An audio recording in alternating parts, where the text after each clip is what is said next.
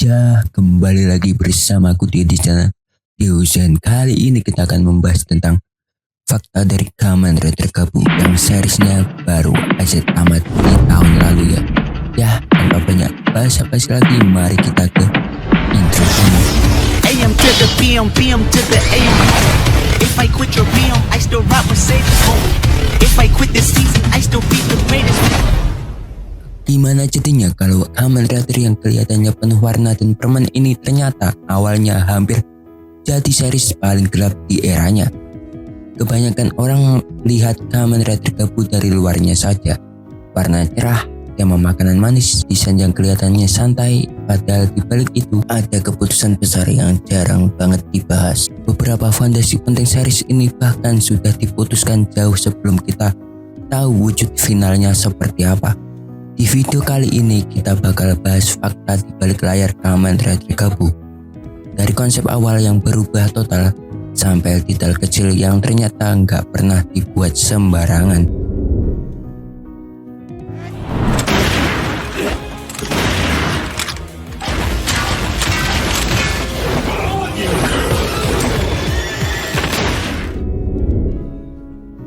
Sebelum jadi rider bertema makanan manis, Gabu hampir diarahkan ke konsep yang jauh lebih gelap. Di tahap pengembangan internal toy company, tim kreatif sempat mempertimbangkan ide dengan simbol emosi negatif sebagai sumber kekuatannya. Alasannya masuk akal. Beberapa tahun terakhir, cerita Kamen Rider makin dewasa. Trauma, konflik batin, dan sisi gelap karakter jadi fokus utama.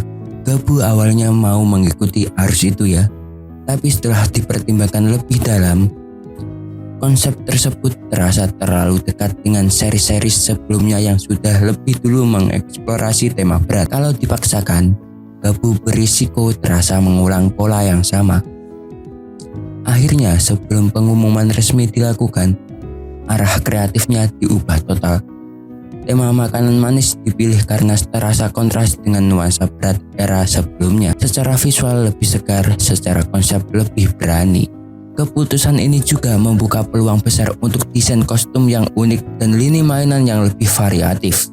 Dari sisi kreatif dan bisnis, langkah ini jauh lebih fleksibel.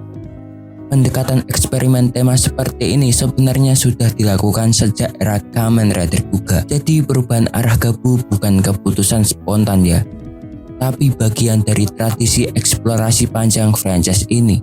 Menariknya, perubahan konsep ini tidak pernah diumumkan secara besar.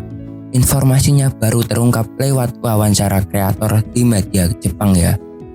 Dari situlah identitas unik Gabu mulai terbentuk nih.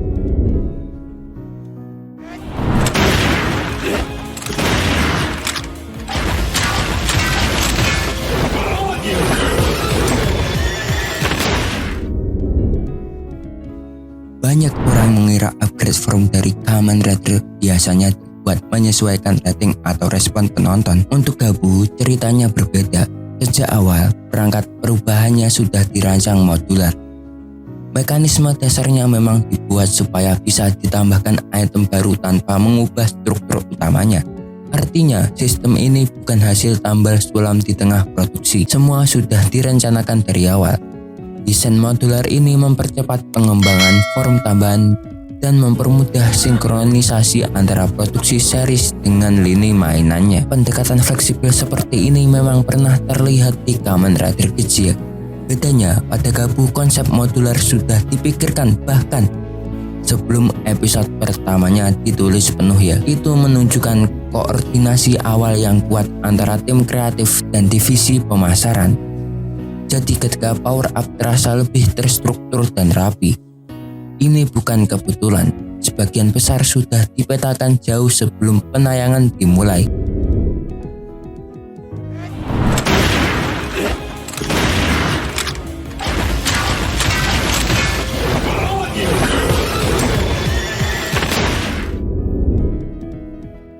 Sekilas detail mulut di helm Gabu terlihat seperti elemen desain yang unik saja. Padahal ada makna budaya di baliknya. Desain tersebut terinspirasi dari simbol tradisional di Jepang yang berkaitan dengan ekspresi dan konsumsi. Elemen ini sengaja dipilih agar selaras dengan tema utama series ini ya. Tim desain memadukan sentuhan modern dengan referensi budaya lokal supaya Gabu tetap punya identitas Jepang yang kuat. Tradisi menyisipkan unsur budaya sebenarnya sudah lama ada dalam franchise Kamen Rider sejak era Showa. Namun pada Gabu, simbol itu dibuat lebih eksplisit dan dijadikan pusat visual. Bahkan fans luar Jepang mungkin hanya fokus pada warna dan bentuknya saja. Padahal ada nilai simbolik tentang konsumsi dan kekuatan di sana. Detail kecil ini membuat karakter Gabu terasa lebih dalam secara visual. Bukan sekedar menarik, tapi juga punya lapisan makna.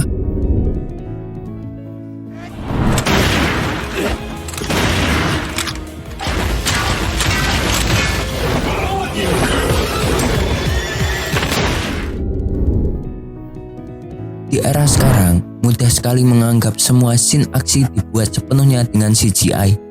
Faktanya, Gabu tidak sepenuhnya bergantung pada efek digital. Tim produksi Gabu tetap mempertahankan teknik sweet actor tradisional untuk sebagian besar scene aksinya ya. Itu yang membuat gerakannya terasa punya berat dan fisik yang nyata. Di sisi lain, efek digital tetap digunakan untuk memperkuat tema visual manis yang juga fantastis. Hasilnya adalah kombinasi yang seimbang antara aksi nyata dan sentuhan imajinatif. Pendekatan hibrida ini merupakan evolusi dari teknik yang digunakan di Kamen Rider Zero One.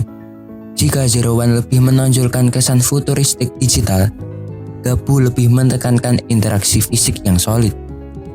Karena itu, koreografi pertarungannya tetap terasa kuat. Sweet actor masih memegang peran penting di balik layar. Pendekatan ini juga menjaga identitas tokusatsu klasik tetap hidup di era modern.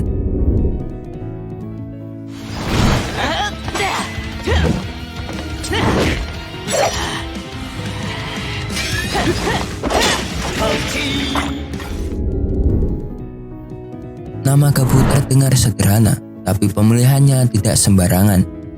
Dalam pelafalan bahasa Jepang, bunyinya menyerupai suara menggigit makanan dengan kuat. Dari nama saja, kita sudah diarahkan ke konsep konsumsi. Nama ini juga mudah diingat dan mudah diucapkan, terutama untuk target penonton anak-anak ya. Strategi penamaan berbasis efek suara sebenarnya pernah digunakan di series lain seperti Kamen Rider Build yang menekankan energi dan aksi. Namun pada Gabu, pendekatan ini lebih eksplisit karena langsung terhubung dengan tema utama seriesnya. Jadi bukan hanya terdengar unik. Secara branding, nama ini mendukung identitas karakter sekaligus produk turunannya. Kamen Rider Gabu bukan sekedar rider dengan tema makanan manis saja. Di balik tampilannya, ada perubahan konsep besar dari tema gelap ke arah yang lebih kontras. Ada sistem modular yang sudah dirancang untuk jangka panjang. Ada simbol budaya tersembunyi di desain helm. Ada kombinasi teknik klasik dan digital dalam scene aksinya. Bahkan namanya pun dirancang dengan pertimbangan fonetik yang matang. Semua ini menunjukkan bahwa Gabu dibangun dengan perencanaan yang serius dan struktur, bukan sekedar eksperimen visual. Detail-detail kecil inilah yang akhirnya membentuk identitas kuat dari series ini. Ya, itu adalah kesimpulanku dari fakta Kamen Rider Gabu. Gimana nih menurut arek-arek?